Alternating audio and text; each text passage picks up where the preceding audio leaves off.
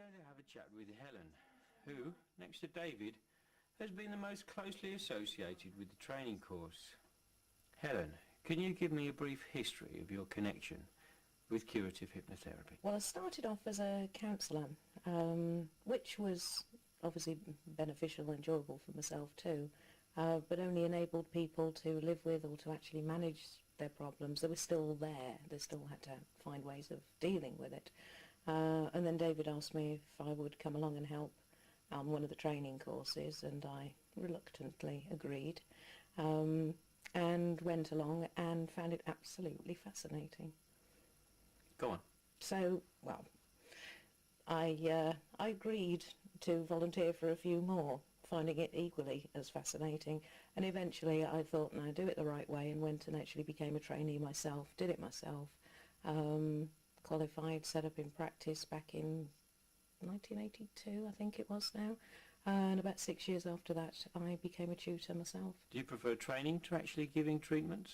I don't think we can compare the two. Giving treatment is wonderful. Knowing that you've had a hand in changing somebody's life is a feeling that I can't describe. And the training is a lot of fun. It's very enjoyable. It's very hard work. And of course I'm actually giving treatment on the course as well. It's more difficult doing it that way, obviously, because you've got the trainees hanging on your every word, but also there is a time limit. The treatment has to be concluded. We need to try to get the patients cured within the time limit of the actual training course itself. How then do your patients react to having their treatment in public? They react very well indeed, to be honest with you, and you've got to give a lot of respect for them for doing that. They come along not really knowing what to expect of hypnotherapy. They've certainly unlikely to know much about curative hypnotherapy, but of course they do agree to having the treatment in front of the trainees. They are aware of that before they first attend.